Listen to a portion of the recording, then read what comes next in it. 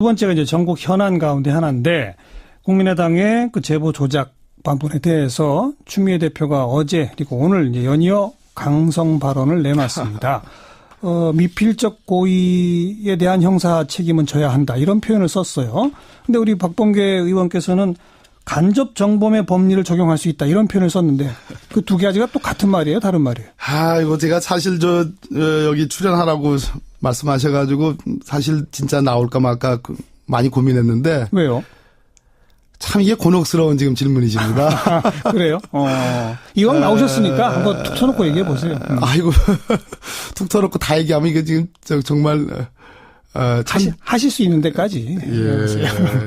이게 이제 어쨌든 국민의당은 야당이긴 합니다만 저희들과 한솥밥 먹던 처지고 예. 또 거기에 관계했던 우리 박지원 대표님을 포함해서 여러분들 다 의원님들 전부 다 동료였고 예. 또 정책의 어떤 그 지향점이 바른정당이나 자유한국당과는 확실히 다르고 저희 당에 유사한 정강 정책에서 크게 다르지 않는 그런 측면도 있고 또 저희들이 국회의 원내 교섭단체라는 게 있고 원내 안에서의 여러 가지 국회 여러 가지 정책들을 결정하고 또 법안을 통과시키는 데 도움을 많이 받아야 되는 예. 대표적으로 공수처 같은 경우에도 저와 이용주 의원이 대표 발의를 지금 할 정도의 그런 건데요. 예. 다만 예.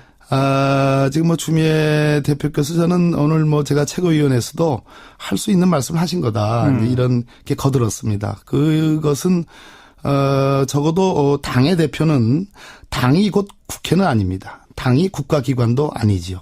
그렇죠. 그죠? 당은 국민의 대표기관인 국회와 국민을 연결하는 그렇죠. 언제나 집권을 위해서 노력하는 그렇죠. 기구이죠. 예. 그래서 당에는 당원이 있고요. 예. 당원이 아니더라도 지지자가 있습니다. 그래서 당대표는 국회만을 생각할 수 없습니다. 국회의 메커니즘. 예를 들어서 원내 교섭단체 간의 어떤 주거니 받거니 협상. 예. 법안을 어떻게 통과시킬 것인가 당연히 관심이 있지만 그것이 전부는 아닌 거죠. 그건 원내대표가 하는 거고. 그렇습니다. 예. 그래서 당대표의 지향과 원내대표의 지향이 가능한 한 일치시켜서 한 목소리를 내는 것은 대단히 중요한 것이긴 하지만 맞아요. 그것이 언제나 같아야 될 이유가 있는 것은 아닙니다. 예.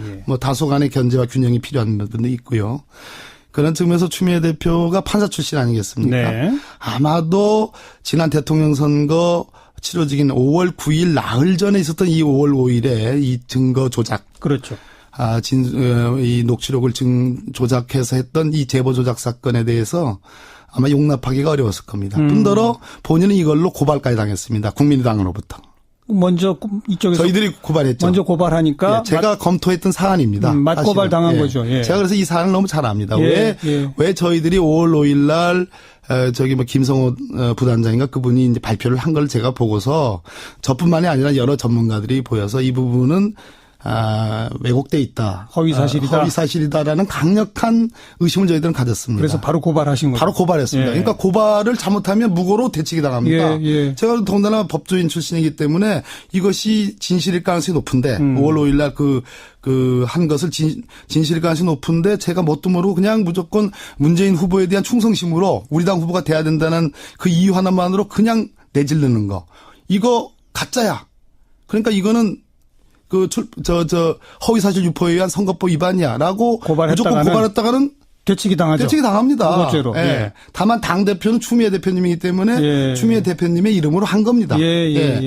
그런데 물론 저만이 검토한 게 아니라 저희 선대위의 법률지원단에 많은 변호사들이 검토를 했습니다. 그렇다면 저희들이 그거를 보고 녹취록을 보고 여러 내용들 종합했을 때 가장 첫째 의문이 파슨스 동료라고 했습니다. 네.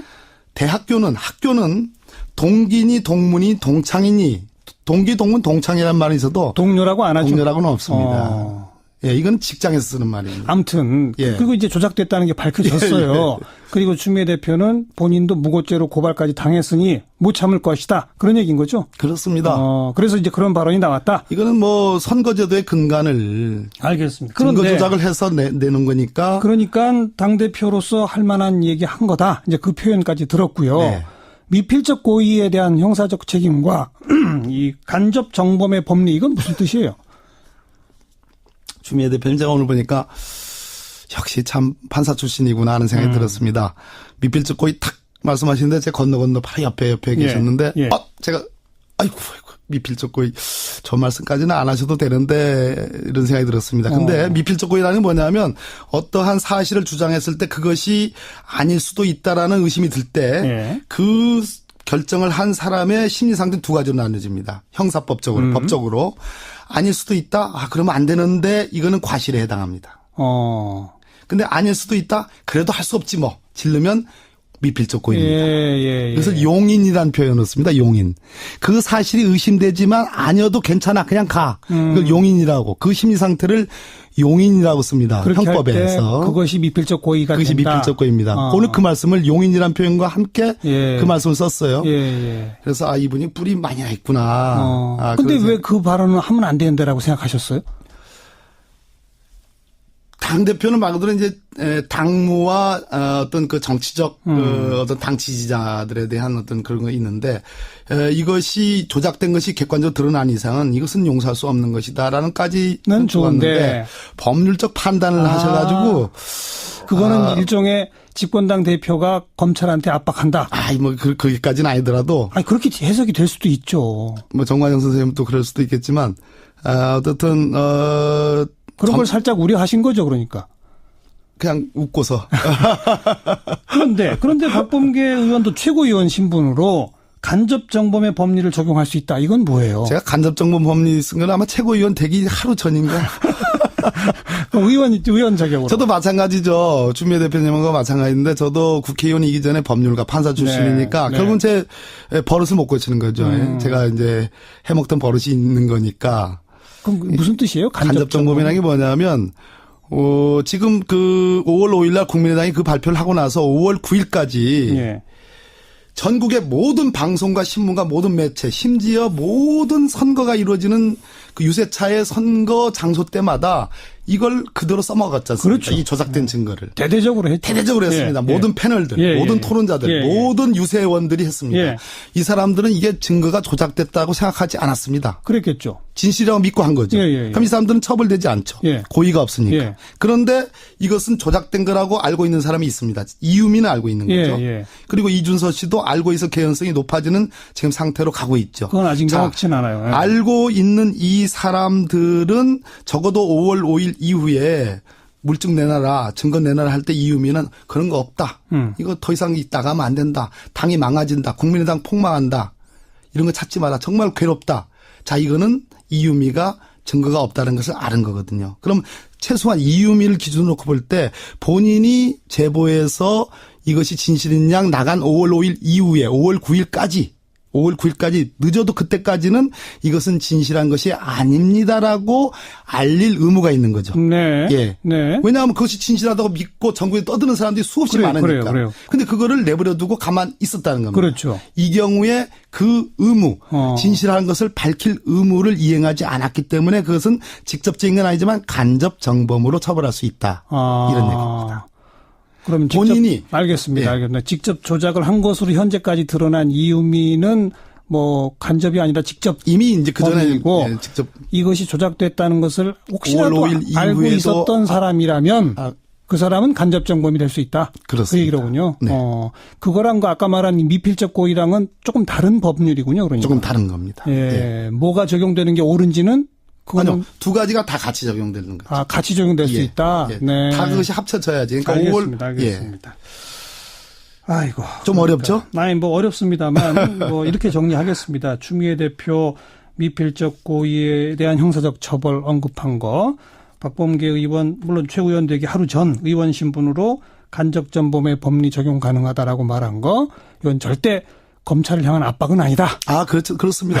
적어도 법률 전문가로서 국회의원이긴 이전에 법률 전문가, 제가 안타깝게 생각하는 거는 이게 지금 지도부가 알았냐 몰랐냐, 책임이 있냐 없냐를 떠나서 어찌됐든 그게 일개 당원이라면 그분이 어쨌든 이것은 공당의 이름으로 대대적으로 발표됐고 한 4, 5일간 정말 써먹은 거 아니겠습니까? 그러면 최소한의 정치적 책임이라는 것은 피하기 어려운 거죠. 알겠습니다. 그런 측면에서 제가 지적하는 겁니다. 네, 오늘 박범계 의원의 말씀을 통해서 이 더불어민주당이 이 사건을 어떻게 바라보는지, 또 이 사건에 대해서 뭐 있는 그대로 말하기가 왜 불편한지 정치적 상황까지 우리 청취자들께서 다 소상 이해가 됐을 것 같습니다. 네. 나와주셔서 감사드립니다. 네. 감사합니다. 박범계 의원 함께 만났습니다. 두 번째가 이제 전국 현안 가운데 하나인데 국민의당의 그 제보 조작 방문에 대해서 추미애 대표가 어제 그리고 오늘 이제 연이어 강성 발언을 내놨습니다. 미필적 고의에 대한 형사 책임은 져야 한다 이런 표현을 썼어요. 근데 우리 박범계 의원께서는 간접 정범의 법리를 적용할 수 있다 이런 표현을 썼는데 그 두 가지가 또 같은 말이에요, 다른 말이에요? 이거 제가 사실 여기 출연하라고 말씀하셔가지고 사실 진짜 나올까 말까 많이 고민했는데. 왜요? 참 이게 곤혹스러운 지금 질문이십니다. 그래요? 이왕 나오셨으니까 한번 툭 터놓고 얘기해 보세요. 아이고, 툭 터놓고 다 얘기하면 이게 지금 정말, 하실 수 있는 데까지. 예. 이게 이제 어쨌든 국민의당은 야당이긴 합니다만 저것은, 적어도 당의 대표는 당이 곧 국회는 아닙니다. 당이 국가기관도 아니지요. 그렇죠. 그죠? 당은 국민의 대표기관인 국회와 국민을 연결하는. 그렇죠. 언제나 집권을 위해서 노력하는 그렇죠. 기구이죠. 예. 그래서 당에는 당원이 있고요. 예. 당원이 아니더라도 지지자가 있고. 지지자가 있습니다. 그래서 당대표는 국회만을 생각할 수 없습니다. 국회의 메커니즘. 예를 들어서 원내 교섭단체 간의 어떤 주거니 받거니의 협상. 예. 법안을 어떻게 통과시킬 것인가. 당연히 관심이 있지만 그것이 전부는 아닌 거죠. 그건 원내대표가 하는 거고. 그렇습니다. 예. 그래서 당대표의 지향과 원내대표의 지향이 가능한 한 일치시켜서 한 목소리를 내는 것은 대단히 중요한 것이긴 하지만 맞아요. 그것이 언제나 같아야 될 이유가 있는 것은 아닙니다. 예. 뭐 다소간의 견제와 균형이 필요한 부분도 있고요. 저희들과 한솥밥 먹던 처지고 네, 또 거기에 관계했던 우리 박지원 대표님을 포함해서 여러분들 다 의원님들 전부 다 동료였고 예. 또 정책의 어떤 그 지향점이 바른정당이나 자유한국당과는 확실히 다르고 저희 당의 유사한 정강 정책에서 크게 다르지 않는 그런 측면도 있고 또 저희들이 국회의 원내 교섭단체라는 게 있고 원내 안에서의 여러 가지 국회 여러 가지 정책들을 결정하고 또 법안을 통과시키는 데 도움을 많이 받아야 되는 예. 대표적으로 공수처 같은 경우에도 저와 이용주 의원이 대표 발의를 지금 할 정도의 그런 건데요. 예. 다만 예. 지금 추미애 대표께서 저는 오늘 제가 최고위원회에서도 할 수 있는 말씀을 하신 거다. 이런 게 거들었습니다. 그런 측면에서 추미애 대표가 판사 출신 아니겠습니까? 네. 아마도 지난 대통령 선거 치러지긴 5월 9일 나흘 전에 있었던 이 5월 5일에 이 증거 조작. 그렇죠. 이 녹취록을 조작해서 했던 이 제보 조작 사건에 대해서 아마 용납하기가 어려웠을 겁니다. 뿐더러 본인은 이걸로 고발까지 당했습니다. 국민의당으로부터. 먼저 이쪽에서 저희들이 고발했죠. 먼저 고발하니까 예, 제가 검토했던 사안입니다. 맞고발 당한 거죠. 예. 제가 그래서 이 사안을 너무 잘 압니다. 예. 왜 저희들이 5월 5일 날 김성호 부단장인가 그분이 이제 발표를 한 걸 제가 보고서 저뿐만이 아니라 여러 전문가들이 보여서 이 부분은 왜곡돼 있다. 허위사실이다. 허위사실이다라는 강력한 의심을 저희들은 가졌습니다. 그래서 바로 고발하신 거죠. 바로 고발했습니다. 예. 그러니까 고발을 잘못하면 무고로 대치기 당합니다. 예. 제가 더군다나 법조인 출신이기 때문에 이것이 진실일 가능성이 높은데 5월 5일 날 한 것을 진실일 가능성이 높은데 제가 뭣도 모르고 그냥 무조건 문재인 후보에 대한 충성심으로 우리 당 후보가 돼야 된다는 그 이유 하나만으로 그냥 내지르는 거. 이거 가짜야. 그러니까 이거는 허위사실 유포에 의한 선거법 위반이야라고 무조건 고발했다가는 되치기 당하죠. 되치기 당합니다. 무고죄로. 예. 다만 당 대표는 추미애 대표님이기 때문에 예. 추미애 대표님의 이름으로 한 겁니다. 예. 그런데 물론 저만이 검토한 게 아니라 저희 선대위의 법률지원단에 많은 변호사들이 검토를 했습니다. 그렇다면 저희들이 그거를 보고 녹취록을 보고 여러 내용들 종합했을 때 가장 첫째 의문이 파슨스 동료라고 했습니다. 네.